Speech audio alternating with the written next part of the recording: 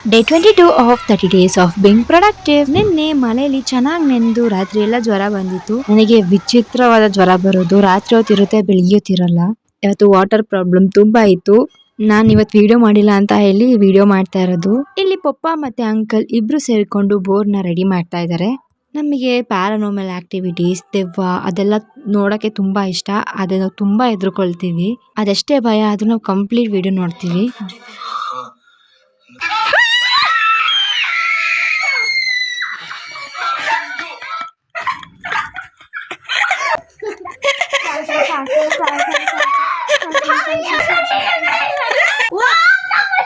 ನನ್ನ ಫೇಸ್ ನ ಇಗ್ನೋರ್ ಮಾಡಿ, ಇದೇ ಬೆಸ್ಟ್ ಎಕ್ಸಾಂಪಲ್. ನಾವು ಎಷ್ಟೇ ಭಯ ಆದ್ರೂ ಮತ್ತೆ ನೋಡ್ತಾ ಇದೀವಿ.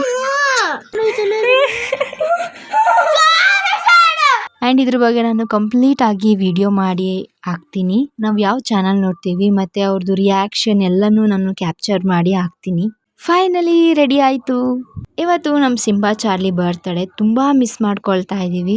ನಿಮ್ಮ ಹತ್ರ ಏನಾದ್ರು ಡಾಗ್ ಇದ್ರೆ ಪ್ಲೀಸ್ ಚೆನ್ನಾಗಿ ನೋಡ್ಕೊಳ್ಳಿ, because you are the luckiest one. ಎಲ್ಲರಿಗೂ ಆ ಅದೃಷ್ಟ ಇರೋದಿಲ್ಲ. V miss them. ಸಬ್ಸ್ಕ್ರೈಬ್ ಮಾಡ್ಕೊಳ್ಳಿ. ಹರೇ ಕೃಷ್ಣ.